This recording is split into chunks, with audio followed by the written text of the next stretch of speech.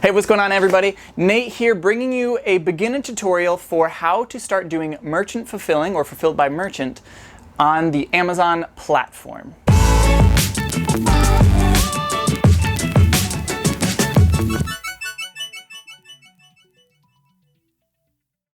Now, a lot of us are used to doing FBA, which is where Amazon fulfills it, but recently, due to all the different Corona stuff going on, a lot of us are having to switch to doing a lot more FBM, and that can be a little bit daunting if you've never done it. So we broke down all of the steps into some quick and easy tips for getting you set up and off and running on the right foot. Okay, so let's jump into this.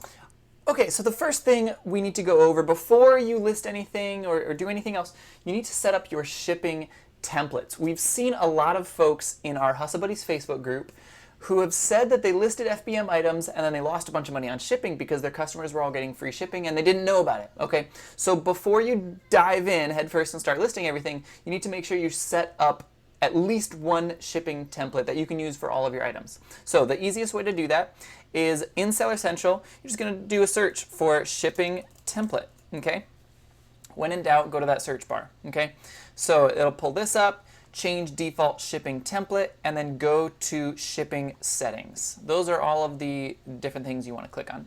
All right. Now, in this next screen, you're going to need to set up your default shipping template. So I'm going to go in with the assumption that if you're watching this, you probably do not have any shipping templates. So let's create a new one. And within this, we're going to make this very easy. Now, I do want to preface this with this is a very basic overview. We are not doing lots of little extra tweakings here and there. We're not doing things like international shipping or one-day shipping or all of that. I'm giving you a very basic overview so that you can have something set up that works for 95% of your customers, and you can get it set up in 5 to 10 minutes, okay? If you want to do extra tweaking or if you know little tricks here or there that I'm not sharing in this video, let me know in the comment section. I don't know everything about this, and we're all sort of in this together. So let me know your tips and tricks that you have for getting those extra couple dollars. So on the basic overview, we'll just call this US template. Sure, that's fine. You want the per item / weight based shipping, okay? And then right off the bat, you're going to want to take off free economy. At least that's what I recommend doing. I don't like to account for shipping within my price. I like to have my price, calculate all my ROI, and then shipping is just, it's a break even, okay? So I turn that off personally. I have standard shipping turned on, and I personally will turn everything else off. Again, this is just keeping things super simple. I don't want to have to stress about getting something packed and shipped today and to the office before 5 o'clock or whatever. I want to keep things very basic, and for the most part, you might lose a couple customers because of it, but in the grand scheme of things, it's not that big of a deal. So start with this, and then you can build once you have this base. All right. So standard shipping is right here. Now you can see there are two different options. So one is for the continental US. The other is for the non-continental US. For continental US, here's what I recommend. You want to have a base shipping fee that mostly covers whatever types of boxes that you're using. So for example, I use a lot of flat rate boxes, and most of the things that I'm shipping are about 2 pounds, okay? So I know from experience that like a flat rate poly mailer is about 7, and the flat rate medium box is about 13, okay? And those are my two most common things that I'm shipping. So I'm gonna split the difference. I'm gonna say like $8.99 is sort of a base price, and that's for me. So I would recommend between like $5 and $10 as your base price. And then you're gonna wanna add a little bit per pound, okay? So I would say between 40 to 90 cents per pound is a good ballpark. I'm going to put 99 cents there just to keep things simple. For Alaska, Hawaii, Puerto Rico, it's pretty much the same thing, although I would bump that up a little bit since usually you have to ship like UPS or FedEx, things like that. And it'll cost you a little bit more. So maybe do $13.99 or $12.99, something like that. Just a little bit extra that'll cover some cost. You may lose some shipping here and there. You may get extra shipping here and there. Overall, I would say it mostly balances out if you have a good enough generic template. But again, if you want to do some extra tweaking, by all means, go in there and figure out what makes you even more money. Okay, so that's pretty much all I'm doing here. Your transit time is good to go, 3 to 5 days, 4 to 8 days, that's all solid. And again, we're pretty much turning everything else off, okay?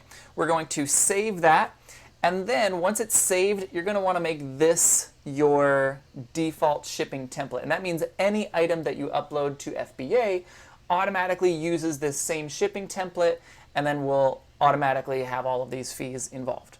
When you are pricing your items, if you're using a shipping template like this where you do not have free shipping, your price does not include the shipping. So when you're listing it, if you say it costs $9.99, the customer is going to see $9.99 plus whatever the shipping is to their region from your region, okay?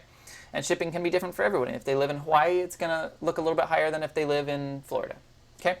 All right, so from here, we've got our US template, and in this drop down, you're just gonna press set as default, and then you're good to go. So that is creating your shipping template. All right, so let's talk about boxes real fast. Boxes can be a little bit frustrating when you're first starting because you may not expect how many orders you're going to get. You don't want to be in a position where you list 100 items and then you sell those 100 items in the same day and you don't have 100 different boxes that you can ship off to your customers and you're kind of scrambling around. So be prepared ahead of time, get your boxes ahead of time, especially if you're maybe ordering the free ones from USPS.com. They'll take about a week to get to your house. So just know that ahead of time and plan ahead. I want to show you guys the 4 easiest options when you're just starting. They might not be the cheapest, they might not be the best. And again, I'm not some giant FBM expert. I mean, for the most part we do FBA, but just because of coronavirus, we've had to switch gears. So this is the information that I use, that I know. If you are more of an expert, absolutely feel free to drop a comment below and let me know how ridiculous this is and how much extra I'm paying in shipping. But this is just what I'm doing and what works for us, and it's pretty easy, so I'm gonna teach you guys. So, first off, USPS has a ton of free material that you can get. They've got flat rate boxes, so this is a flat rate medium right here. This is a flat rate large back here. And then they're flat rate poly bubble mailers, okay? These 3 are pretty much our go-tos that we like to use a lot. They also have just regular priority boxes that are a little bit smaller. You can use all of those, and those are great. If you're in a bind, you can also go to Walmart. They've got little boxes at Walmart that work really well. This is like a 6x6x6. There's also a 12x10x8, I think it is. But yeah, there's lots of different options. Just make sure you know ahead of time what you have. I would say it's easier to, and more efficient, to pay a little bit extra or to be a little bit inefficient just so that you have more uniformity.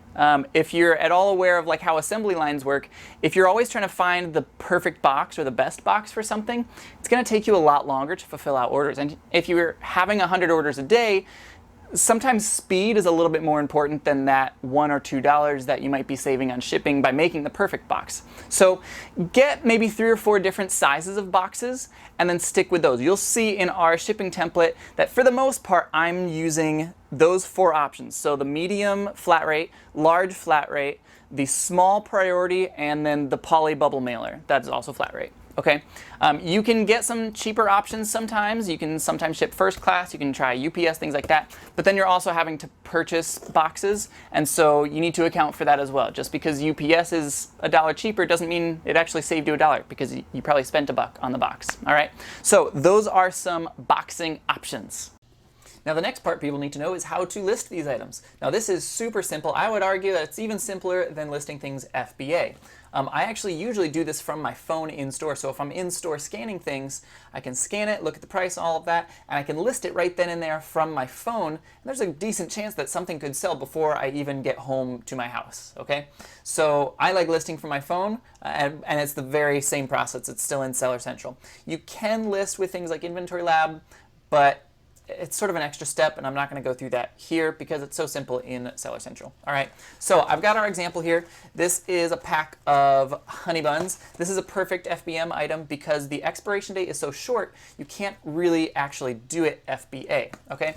So I'm going to put in the UPC right here. Pull it up. We've got a couple different options, so we can pull up, make sure none of these are pantry. I think this middle one might be pantry. Yeah, so that middle one is probably pantry. It looks like we've got the single pack and the 2-pack. Oftentimes I like selling 2-packs because you can save a little bit on shipping. It's selling twice as much. So personally I like multi-packs like that on average. So We're going to go into this, and if you would like, when you're doing this yourself, make sure you're double checking, you have the same exact flavor, same ounceage, all of that stuff. I've already done that for this video, so I know that this is the correct listing, but do your own due diligence, all right? So we're gonna click Sell Yours. Now it's gonna pop up because I do already have this in my inventory. It's gonna tell me that I do. For you guys, if something is brand new, don't worry about that. Put your condition in. Obviously, this is a new pack of honey buns. A used pack of honey buns would be disgusting. Okay? You can set your price. Now, for price, it can be a little bit tricky, especially right now. There's a lot of people, a lot of customers who are throwing around the price gouging word a lot. I'm not here to argue if it's possible to price gouge on something like honey buns. If you think that honey buns are an essential item for life, then you can make that argument if you would like, but I'm not going to do that here. I see that historically this goes for about $16. The price jumps up when people go out of stock to about $24. I don't believe that this includes the shipping as far as my understanding goes. This is just the base price plus whatever their shipping is. So when I price this, I'm going to probably price this at $16. So let's go back to our offer page. My price is $16.99. And remember, the customer will pay shipping on top of that. So they're going to pay $16.99 base price and then probably about $10 for the shipping. I will ship this myself. This is the most important part because this is what changes it from FBA to FBM. The bottom one is FBA, this is FBM. And because it's FBM, I have to tell Amazon how much I have right here now. So for this, I have 2 boxes of this. That does not mean I have a quantity of 2 because this is a 2-pack. So I have 1 2-pack, if that makes sense. All right, so we've got 1 there. We're going to save and finish. I don't actually want to do that because I already have this in my inventory. You should not list things twice. That is a breach of Amazon's TOS. So that's how to list stuff. It's super simple. You do not have to print off any labels like you do with FBA. You don't need to worry about listing like the expiration date and all of that. Polybagging, all of that stuff, for the most part, goes out the window. Now, yes, use common sense. I mean, if you're shipping, I don't know, a thing of honey that doesn't have like an airtight seal on it or something, yeah, probably put that in a poly bag just in case it explodes. You don't want your FedEx driver or whoever getting all angry at you. So use common sense, but there's a lot less, I guess, steps that you need to take when preparing a merchant-fulfilled item. Okay? So that is how you list stuff. So you got your first order, and now what do? Here's how you fulfill that order. So you'll see it in your app, you'll see it on your homepage, all of that. If you need to find the Manage Orders section, it's right here at the top, Orders, Manage Orders. Okay, so click on that, it'll bring you to this window that we were already on. I've got 1 order here that I was saving for just this video, just for you guys. So we've got this order. We're going to go ahead and click on the order details right there. Most of this is pretty meaningless to you. You can see over here on the right side how much they paid and how much they paid in shipping, so the grand total. Now, something that you do need to pay attention to very closely is the quantity that someone orders. Okay, this is very easy to accidentally skip, and then you might accidentally send someone 1 when you should have sent them 10 or something like that. So this person ordered a quantity of 3, but they didn't just order a quantity of 3 of these things. This is actually a 3-pack. So technically they ordered 9 units because it's 3 3-packs. So I need to make sure that I get 9 units, and I'll put them all in a box. When you have all 9 units and you're ready to go, you're going to click Buy Shipping. It pulls down this further menu. Usually everything's going to be going in 1 box. If not, you can sort of change this around and have multiple boxes. But for the most part, things are going to be in 1 box. You're going to put in the dimensions of your box. So what I did personally was I input the 4 most common sizes that I use. So I've got my small priority box, my medium flat rate, large flat rate, and then the flat rate envelope. You can input whatever standard dimensions your stuff is. That's just what I always use. So that's what I have. For this particular item, since there are 9 of them, it's most likely going to be a large flat rate. And now I haven't actually checked this. They're out in my garage right now, but so input your dimensions, or you might have to just manually input, let's say it's a 12 by 12 by 12 box, okay? And input your weight. Let's just pretend this weighs 12 pounds. Now, when you input all of that, Amazon is going to calculate it all and tell you what your best options are. Now, sometimes you can't actually use these options. So for example, if I was using a USPS flat rate large box, I'm not allowed to do anything except for USPS flat rate large, okay? You're not allowed to ship FedEx with a USPS box. You're not allowed to ship regular priority with a priority flat rate box, and so on. So there are a few exclusions, I guess. But if you're using like a generic box or a Walmart box, you can pretty much do any of these. Pick either the cheapest or the one that gets there the fastest, things like that. So UPS ground is fine. We do that a lot. FedEx home delivery, we do a fair bit. USPS priority is probably our most used one just based on the boxes that we're using. So you would select whatever you need to do here and then buy shipping. Once you click that button, buy shipping, you're going to get the label that you can print and put onto your box. So print that out with your thermal printer, your Rollo, your Dymo. You can print it on your home printer if you need to do that as well. And then stick that onto your box and you're good to go. At that point, tape everything up and just schedule the pickup, okay? All right, that is how you fulfill the orders. It's pretty simple, guys. Once you have printed all of your labels, you can go ahead and put stuff in boxes, and you'll see here, I mean, those are the boxes that we talked about. Those are the boxes that we use. There's the flat rate medium, the small Walmart, and the flat rate large, all right? We're using all three of those, but basically you're gonna put those together, tape them up, put the label on top, and then ship them out. I actually had to pause this video because UPS came for a pickup while I was in the middle of it. So yeah, schedule those pickups, save your back, save your car, and schedule pickups. Most of them you can schedule for free, but make sure you do that. So those are basically the boxes, how we ship stuff. If you've got some larger stuff, sometimes you can use the bigger Lowe's boxes. And we actually cut this down, so this is what we call Frankenboxing, where you take a large box, you cut down the corners, and then fold it all together. And that's completely fine. We don't have any issues with that. And you can save a little bit, or actually you can save a lot of bit. The difference between this box and a box twice this height was about $20. So sometimes Frankenboxing is worth it, all right?